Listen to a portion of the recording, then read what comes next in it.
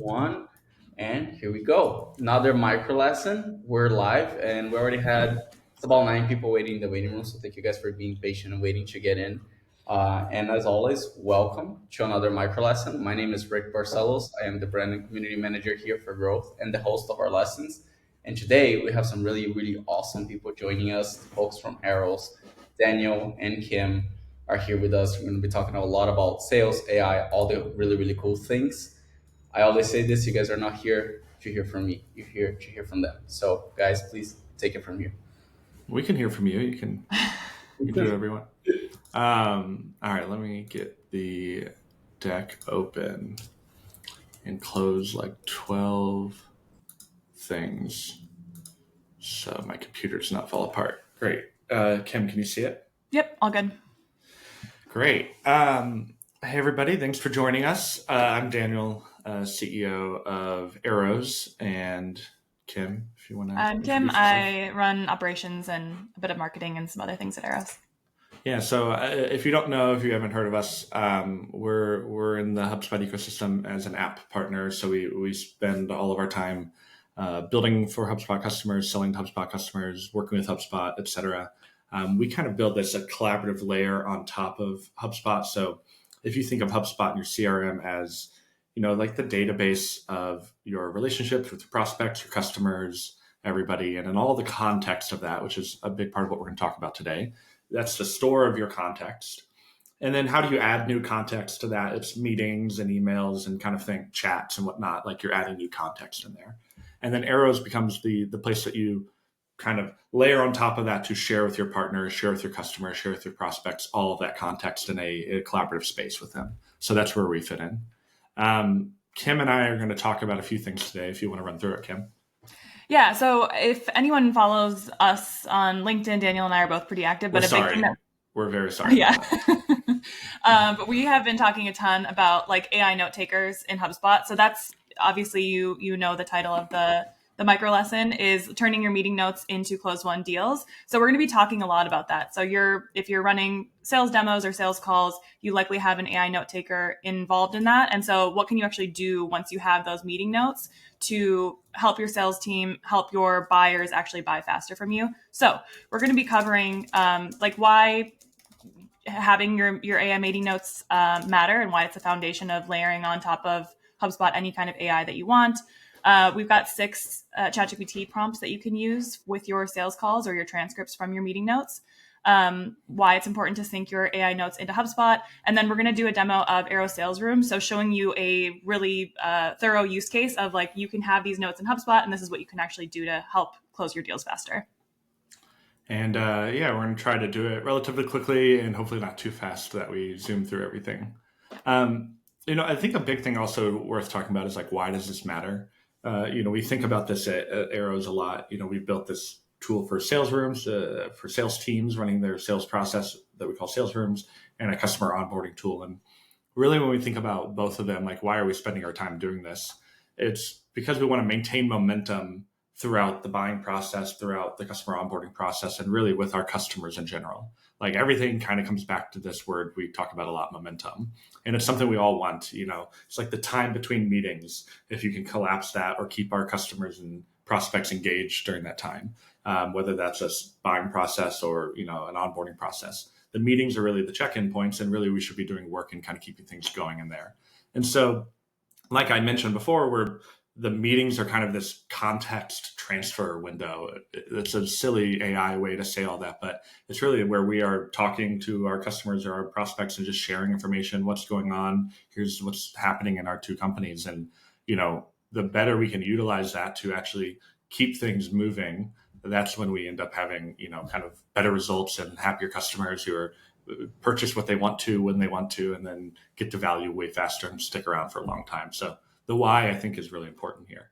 Yeah. And I think to go back for a second, but Daniel and I were just talking about this before, but like, I think the goal is like anyone who's here or watching this afterward, the goal is like, I want you to feel inspired to like get your meeting notes into HubSpot and start playing around with different AI use cases in HubSpot, because there's so much you can do. It's a lot easier than you think. And it's really the foundation for layering on so many different types of things inside HubSpot. So that's kind of like the goal of what we want to present to you today. Yeah. And we've been asking people to post in the chat. So make sure you pull the chat open on the side. And with that, we'd love to know which AI note taker you are using, if you use one. If you don't, we'd love to hear that. If you do use one, please let us know which one. If you don't know, Kim did a review of 22 and has now reviewed, I think, 24, because when we posted that, new ones have come out. Like Notion launched one this week. HubSpot is starting to roll theirs out in beta. So really, this is this robust, space. I even posted something today about really, I think what's happening. These AI note takers are becoming a commodity. They're becoming a default part of the platforms we use.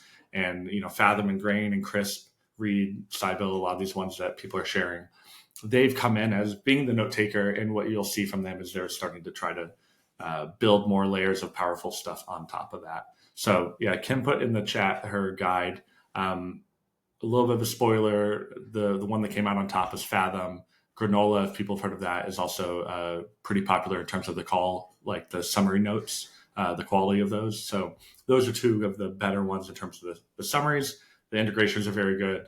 Avoma and Sibyl and Read and Crisp are all good. And Grain, we use Grain ourselves. So they're all generally good tools, but there's something you should be caring about, as we're about to get into, is the quality of the notes and summaries and the data that they are pushing out of them, right? Almost all of them are going to have a pretty good transcript. There is some like quality difference between the transcript, but really it's like the transcript is the full, breadth of every word that was said. But what's like being stated amongst those words? What's the summary? What's the intent behind those words? What's the context behind those words? And that's like where different tools actually have a much different, value to them. Anything you want to add with your experience there? Nope, I don't think so. I think that I added the link in the chat. The one thing to note, so I did this like side-by-side comparison of the 22 AI note takers, but I'm also doing founder deep dives. We're still rolling those out, but like basically every tool that you all mentioned in the chat, we have talked to the CEO or founder of the tool. So like getting kind of like a deep dive. And like for us, Daniel said we use Grain, but there was so much more that we're not taking advantage of. So I think there's like a lot to think about. Yeah, even within Grain, we've been longtime users and we didn't realize the power of what we could configure and we hadn't set up yet. Yeah, so I think it's worth checking that kind of stuff out too, and just realizing there's probably a lot more that you can do with those tools than you're even taking advantage of now. And I think that line that Kim just said there is the theme. Heather, I see you in the chat saying it's hard to stay on top of all of these tools. We totally understand. We're about to walk you through a couple more things, but it's kind of the moment right now. A lot's happening very quickly. There's a lot that's possible. And the quality difference between different things and what is possible between these different tools, not just the note takers, but workflow engines and agent builders and all the crap that everybody's talking about. There's actual nuances and specific things you can do. And I think understanding what's possible and what we're hopefully going to walk you through is like a core part of this moment, because honestly, it's not slowing down anytime soon. And the more you have an understanding of what's possible now, the better you'll understand why the new thing is either good or not good or worth your time, worth your energy. So with that, I don't know, Kim, do you want to talk about meeting notes and momentum? I mean, I think this is somewhat we talked about, but anything you want to add? Yeah, I think just generally what we have found is like, again, we were talking about these AI note takers and meeting notes all the time. And what we found from a lot of teams is that they are using tools. So they're using Fathom or whatever is joining their sales calls. And sales reps might be referencing it quickly to be like, oh, this is what I wanted to send in my follow-up email. But a lot of people are not actually actioning those notes. They're kind of just sitting there stagnant, and you can reference them back, but there's so much more you can do to actually help create that momentum like Daniel was talking about in the sales process. And so I think, Heather, to your point, there's so much that these tools can do. We're going to get into like how they can interact with HubSpot, but there's so much the tools themselves can do to actually allow you to create action and get insights from those notes. And then there's a lot you can do to layer on other AI tools on top of it to create that momentum in the sales process too. And so with that, I actually, I want to come back to this actually. So I think with that, like that note that Kim said, like the momentum, the notes themselves, the AI summaries that we're getting, one, the quality is important, like we talked about, but also like the tool and its integrations, its capabilities, what it can do, how it turns the quality of those summaries, of those transcriptions into summaries and then pushes them into your CRM, that matters. So like a big important thing is we talk to customers all the time at Arrows who are using note takers. They're joining every call, but they're not connected to their CRM. And, like Kim said, a lot of people, you're doing all these calls and you're recording them, but for what? And even then, when a lot of us are pushing them into the CRM, we're not doing anything with them, but it's just step one, making sure you have all the data from your calls, from your meetings inside the CRM on the right records, on the company and the contact and the deal records that you care about. Making sure your configuration of HubSpot is well structured, so all of that happens. It's really, really critical. And I think with that, thinking about the other tools that you use, the other things that gather and create context around your relationships with customers, evaluating their HubSpot integrations. I imagine we're all HubSpot customers here. Evaluate their HubSpot integrations on whether or not they actually sync data back in relative real time to the records inside HubSpot we care about. Because getting all the context in there is going to be really, really important this year and the coming years as tools like HubSpot and Arrows and everybody else starts consuming that context to do valuable things for us. So it's just like bang it into your head. The quality of tool matters and the quality of output matters, but also the quality of integration really, really, really matters. And so you should be judging the products you buy and use based on that. So Kim, do you want to chat about some of these prompts that you put together? Yeah, so I think this is like a basic way, so not getting into HubSpot yet, but a basic way to start thinking about what else you can do with the meeting notes. So any of the AI note takers are basing their meeting notes off of a transcript. So they all have a raw transcript that you can use, and you can start plugging those into ChatGPT. I'm going to put this in the chat here also. But we've got these templates with these built-in prompts that you can just pop into ChatGPT, include the transcript for your calls. Some of these are like individual transcripts, and some are like putting, your 5 most recently closed won deals in there, for example. But I think those are some good examples of ways to start thinking about using AI beyond just the meeting notes and actually send. Yeah, there's the full link to all of those. Do you want to click on that green one, Daniel? I think this is like the. Yep. This is like a. I kind of talk through, yeah. Yeah, exactly. So this is a good prompt example of like you are in a sales process, you have the transcripts from your first call or first few calls, and you want like coaching or you want help to prep you for that final closing call. So this is a prompt that you can use that's going to give you a really structured output of, we're analyzing everything that's happened in the call so far. Here's what you need to address. Here are the objections that have come up so far that you want to make sure you address on that final call or before that final call. So there's 6 examples in that link, but there's a ton you can do to really get into the weeds and get into the details of what you can do. And so what we generally, and how we generally approach the work that we do day to day, in my job and Kim's job, and also with our customers and how we build Arrows, the product, and AI into the product, is often we look at ChatGPT or Claude, primarily those two, and we mess around with them. Like they're the manual like prototyping space. So this is why we have these prompts that we've shared. Is they're just a handful, and we're working on more. And we want to kind of help you have a starting point of where to mess around. But really, a lot of people in the world, and maybe some of us here on the call, go and use these tools and kind of use them in a very basic way. We say like, hey, give me the final closing notes or give me the next steps. But there's actually a skill to writing these prompts and creating them. And it's what a lot of the products we work with are good at. But so start to mess around with ones like Arrows, delete things, move things around, but also use ChatGPT themselves and these tools themselves as your thought partner. So have them help you write better prompts. Use the different models to help you think through different prompts. You can use the models to write a prompt and then put it into deep research with a bunch of your calls and summaries in there to help it go deep dive into, your entire sales process for one deal or multiple deals and learn from that. And so really treat ChatGPT as like your testing ground, your prototyping ground. It's really going to be like the best like source of truth or the best place for you to start and spend most of your energy when you're first playing around with these things. And with that, let me get back to the slides. Jumping between 2 different screen sharing things is very challenging here. All right, so go there. The next thing, so we think about like the progression of these tools. So using ChatGPT is like the testing ground, the automation ground, the manual testing ground, prototyping ground. So once you find things that seem to work for you and your team, we want to start automating those as much as possible, right? Like it's actually, we're talking about pushing all these notes into HubSpot, and then we're telling you to go copy and paste them into ChatGPT, right? That's pretty tedious. That's kind of dumb, but it's kind of hard to test and iterate on these things in like a live setting. So that's where you go to ChatGPT and kind of test the different outputs, play around with it, test it with different calls to make sure you're getting the results you care about. But then we want to move to like an automated place. And so there's a lot of these tools out there you can do this in. I think Zapier, you can probably configure things. We've done stuff with Relay. We really like them. But now also inside HubSpot, workflow actions, you can have the Breeze workflow action, or even there's an OpenAI workflow action. If you go to, I think you have to go to betas and request access or something. I don't know. It's a whole thing, but we can try to share with you. If you can't figure it out, go to product updates and betas inside HubSpot, and you should be able to request access.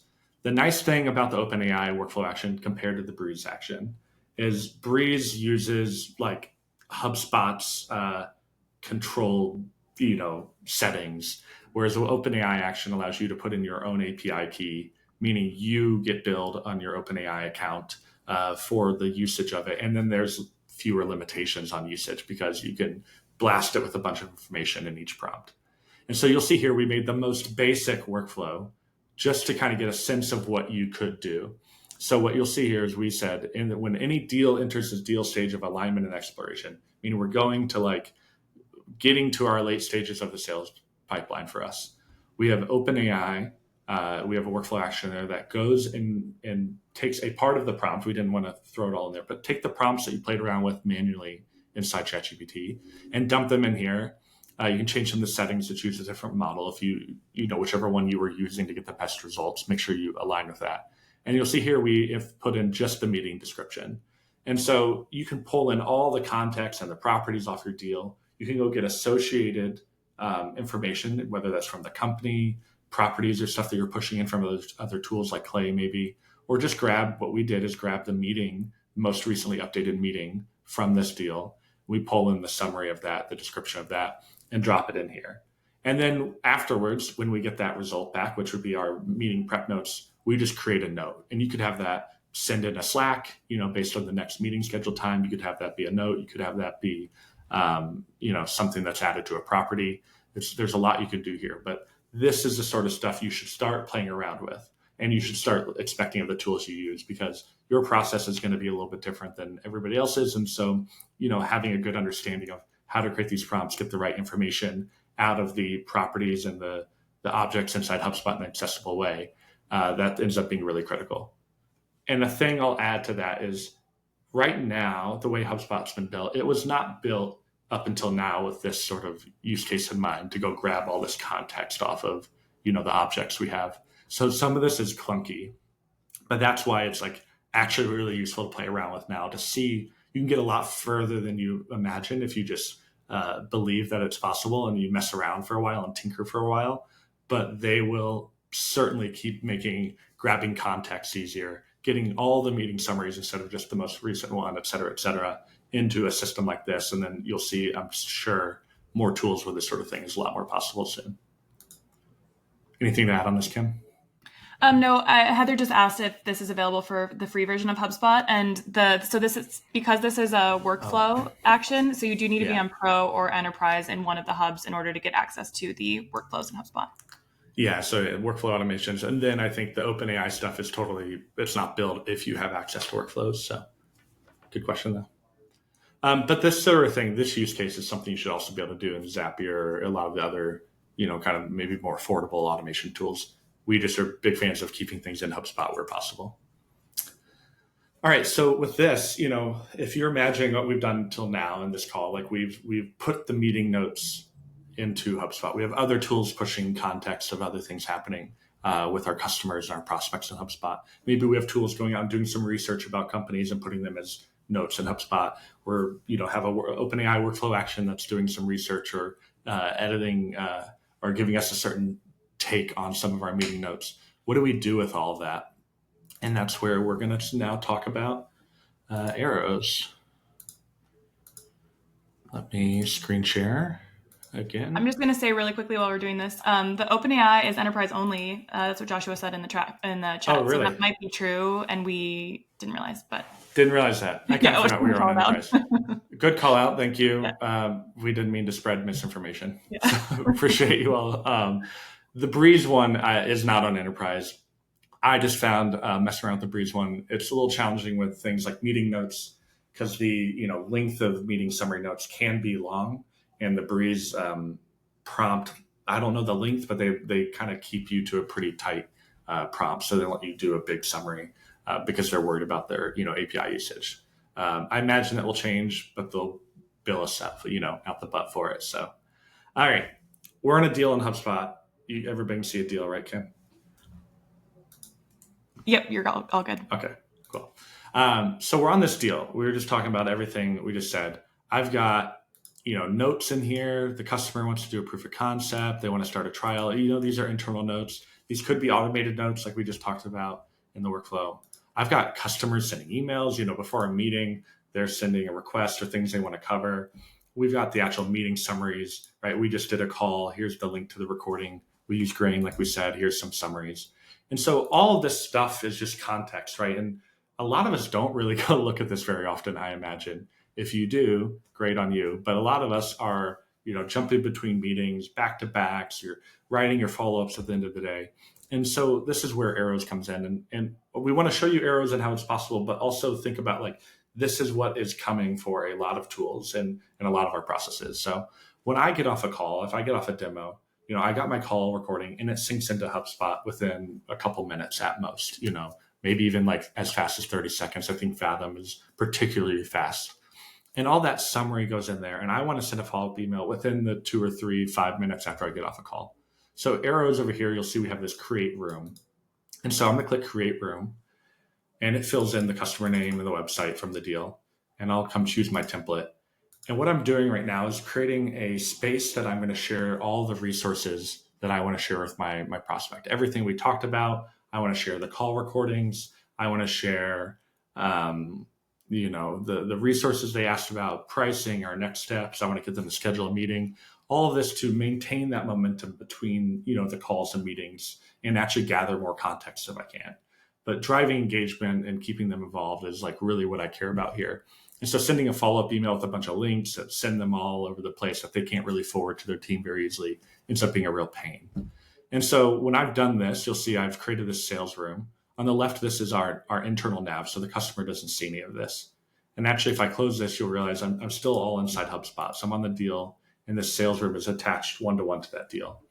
And so with that, though, I get all the context of the deal. So all the meeting notes that we've synced in, the emails, the AI automations that we're, attaching as notes, all of that gets pumped into this room, and we're starting to digest it and understand what we should maybe update in this room. So you'll see in the room, I have the team, it's me and Susan, who I'm selling to. We have the next steps that's blank. We're going to update that in a second. We have things like milestones. We'll have our call recordings, our deck that we maybe walked through down here, some resources, a call, a next step, a next meeting booker if we don't have one scheduled, and then kind of the information of who's selling to them. So this is our shared space. And now you'll see up here on the left, we have the suggestions that popped in. So what we're starting to do is digest all of that information from the customers and say, hey, it looks like there's a call recording. We found a call recording. Do you want to add that to the call recording block? And we can just do that proactively for you as the rep. So just in a minute or so after that has been created on the room or on the deal, we have that. We go to our next suggestion, and you'll see it's taken all the context. It says, hey, next steps based on the May 9 note, the customer wants to start a proof of concept. So it's actually suggesting us that we should do a proof of concept. You'll see it did a little bit. It added 2 that might be redundant. Let's just delete one of those, and I can do that, schedule proof of concept, and we update it. Next, why Acme? So the value prop you'll see that we had in the template is actually a generic value prop. And so we're kind of suggesting to the AI systems what we generally want the format of our value prop to be.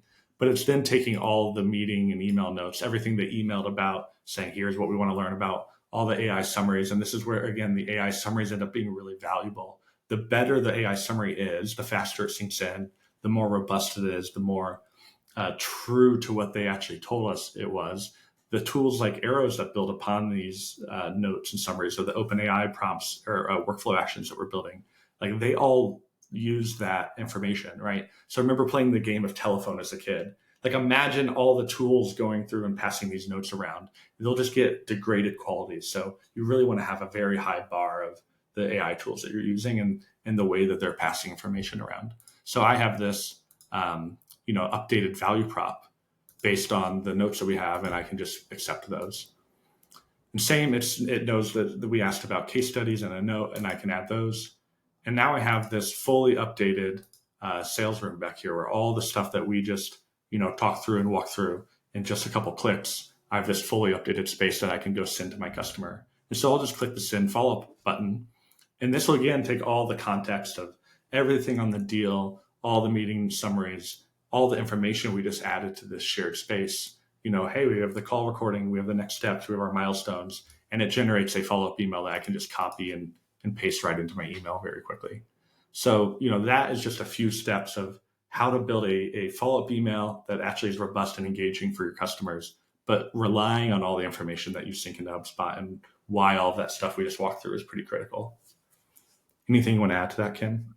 No, I know someone in the chat was saying earlier they use ChatGPT to create the follow-up emails. Like you put the transcript into ChatGPT, which I think is great. And like, it's a great starting point, but I think it's good to also know that like, this is what is possible. And we'll be seeing so much more of this where we can actually, as the tool, read all of that information inside HubSpot and say, we already actually know they said what they cared about. So we're going to link you to that exact block. They asked about case studies. We're going to link you to that exact case studies block in the room. So they feel like it's a really personalized follow-up email that's actually linking them to the correct content that they care about. Yeah, exactly. And I think like, inverting what you said, like it's back to what we talked about. It's start with, what is the way you like doing follow-up emails?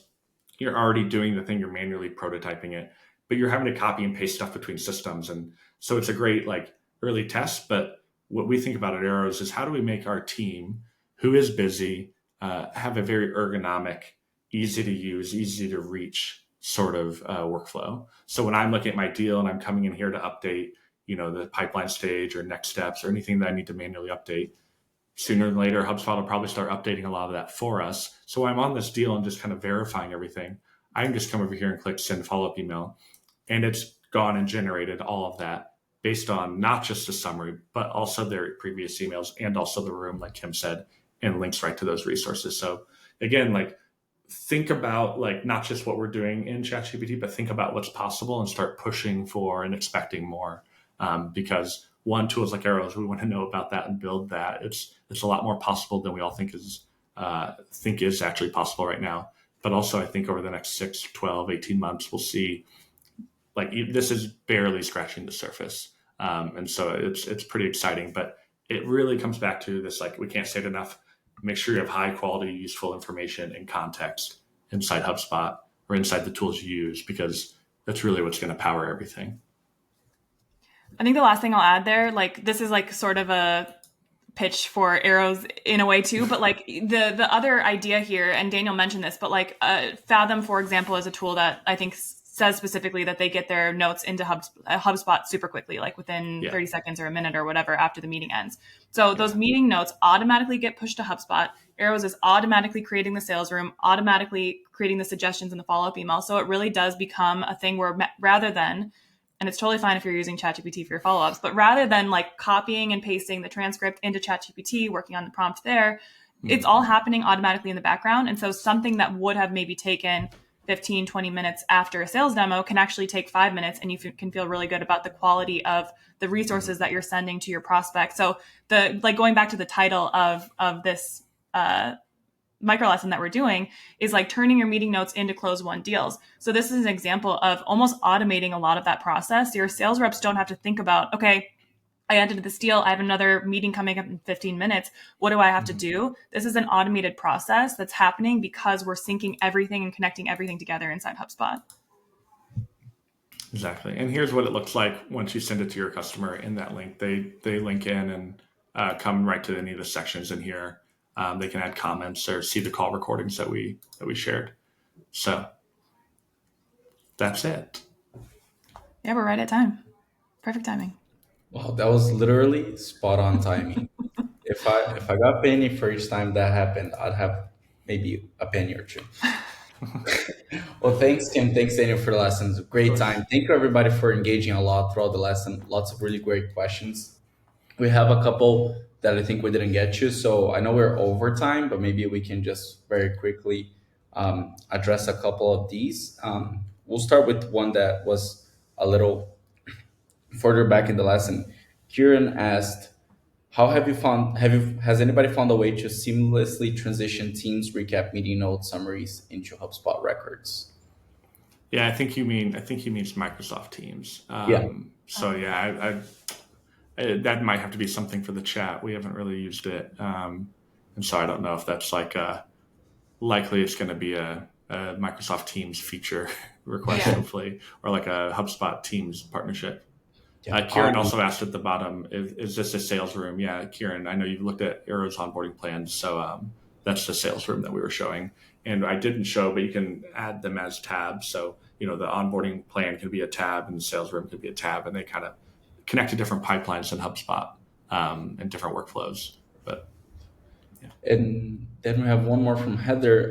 She asked, "Does this use key deal info anchors to ensure integrity in the compilation of the data?" I think she asked that just at the tail end there of your presentation. She also asked, "How do you keep this strong data integrity that I'm not sure I fully understand this the question. Um, if you are still here, Heather, if you wanted to add anything, but Kim, do you Yeah, I'm not sure either exactly. strong data integrity that this pulls from? I mean, one thing I think, if I think that first question, strong data integrity for the data this pulls from, this is one of the things where we found LLMs and specifically the different APIs and especially the higher quality ones are relatively good. Again, it comes down to our team being good about prompting and building systems. A thing that we didn't get into is like these actually are pretty complex systems underneath. It's not just um, us writing a ChatGPT prompt and then wrapping it up in a UI. Like it is actually a lot more. There's a lot more decision points and trees and things that kind of decide what to do next and which systems to call based on that. And so I think if I get what you're asking, Heather, it's related to that. Like we are using systems that check, hey, this is a worthwhile, a valuable update that is worth making a suggestion to the sales rep for something to update. If you add an internal note that's just, you know, nonsense, it won't make a suggestion to you. But if you ask about, a proof of concept or something else, then it's like, oh, this is relevant to the deal and the momentum we want to carry in the deal. I should probably suggest this. So we're trying to, a lot of people like Arrows, we're trying to build these systems as if you had a full-time team of sales assistants. Right now, it's one who kind of only does stuff when an activity happens. But imagine over time, we will have a swarm of them that help you, maintain momentum in your deals and keep things moving and make sure the sales room's always up to date. So it's that perfect collaboration space for you and your customers. And Heather just said in the chat, exactly. So good. We got Perfect. that. And then, of course, like Kim and Daniel said, they're pretty active on LinkedIn. So if you guys have any more questions, you can always reach out to them over there. And everybody will get the recording for the lesson sent to your emails on Monday as well. And again, we're all here to help and provide value. So questions come up, I'm sure they'll be happy to help you guys out with them, or if I can be of any help, me as well. But with that, I think we're in time. So once again, thank you guys, Kim, Daniel. I appreciate you so much for presenting this lesson here with us. Thank you, everybody that joined us. Really appreciate you as well. And I guess we'll see you guys on the next micro lesson. Cool. Thank you Thanks. This all. was fun. See ya.